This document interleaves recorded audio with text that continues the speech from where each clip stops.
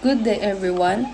For this presentation, pag-uusapan natin kung ano ba ang compassion, paano ito na ipapakita sa pag-aalaga sa kapwa at sa environment, at ano ang role ng communal discernment sa paggawa ng PU at ng buong mundo na mas compassion na lugar.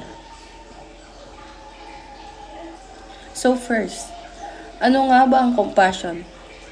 For me, compassion is more than just being kind or feeling sorry for someone. Compassion is when you see that someone is struggling, and instead of just noticing it, you actually choose to do something to help. Kahit sa malit na paraan lang. It's about putting yourself in someone else's shoes and asking, kung kaya yung nasa situation niya, ano kaya ang gusto kong gawin ng ibang tao para sa akin? Hindi naman kailangan na grand or malaking bagay ang gawin para masabing passionate ka. Minsan, simpleng pakikinig sa isang kaibigan na may problema o pinagdadaanan, pagtulong sa classmate na nahihirapan, o kahit pagiging respectful lang sa ibang tao. Malaking bagay na yun. Compassion is shown through everyday action. Next, how is compassion expressed in caring for other and for environment? Kapag sa kapwa naman, compassion means treating everybody with respect, regardless of their background, belief, or status in life. Hindi tayo mabilis manghusga. Marunong tayong makinig at handa tayong tumulong kapag may nangangailangan. Sa school, halimbawa, pwede itong makita kapag tinutulungan natin ang classmate natin na hindi naka-attend ng klase. O kapag inclusive tayo sa group activities para walang maiiwan.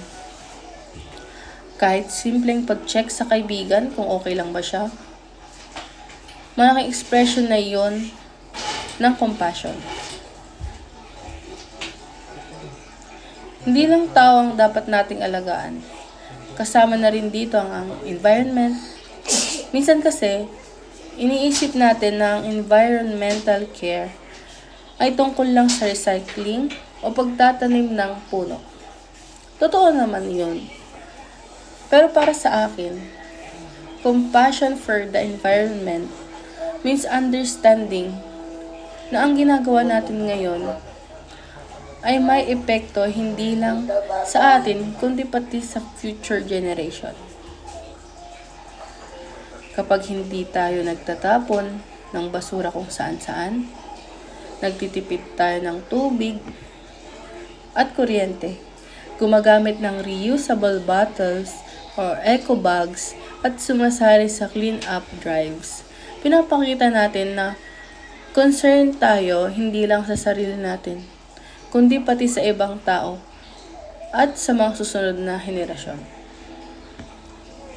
In other words, caring for nature is also caring for other people, because a healthy environment means healthier community. Now, let's talk about communal discernment.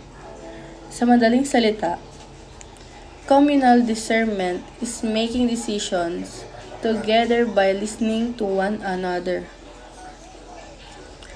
respecting different opinions, and thinking about what is best for everyone, not just for ourselves.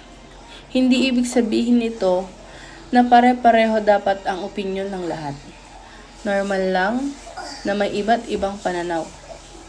Ang importante ay marunong tayong makinig, mag-usap ng maayos, at maghanap ng solusyon na makakabuti sa nakararami. Sa PU, malaking role ang communal discernment sa paggawa ng mas compassionate na campus. Halimbawa, kapag may issue o concern ang students, Mas maganda kung may open communication sa pagitan ng students, teacher, at administrator kapag lahat ay may pagkakataong magsalita at pakinggan. Mas magiging fair ang decision at mas mararamdaman ng bawat isa na mahalaga sila. Ganito rin sa community at sa buong mundo. Marami sa mga problems natin ngayon tulad ng climate change, poverty, discrimination, at inequality ay hindi kayang solusyonan ng isang tao lang. Kailangan ng cooperation, kailangan nating makinig sa isa't isa. Magtulungan at isipin ang common good kaysa sariling interes lang. Kapag may communal discernment, mas magiging compassionate ang society dahil ang mga decision ay hindi lang nakabase sa kung ano ang convenient, kundi sa kung ano ang makatarungan at makakabuti para sa lahat.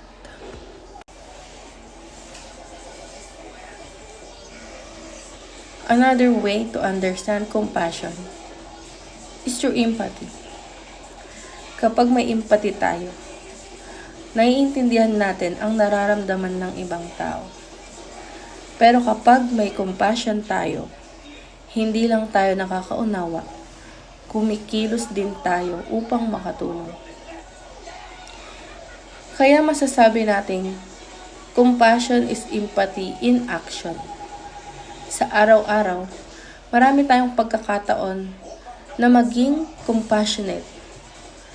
Halimbawa, maaari nating respetuhin ang oras ng iba, maging patient sa mga taong nagkakamali, o magpakita ng appreciation sa mga taong tumutulong sa atin tulad ng guards, janitors, maintenance staff, at canteen workers.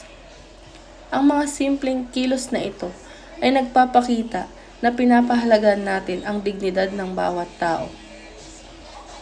Idagdag sa caring for others' compassion also means recognizing that people have different experiences in life. Hindi pare-pareho ang sitwasyon ng bawat isa. May mga taong may mga problemang hindi agad nakikita. Kaya mahalagang maging understanding at iwasan ang mabilis na panghuhusga. A simple act of patience and respect can make someone feel accepted and valued.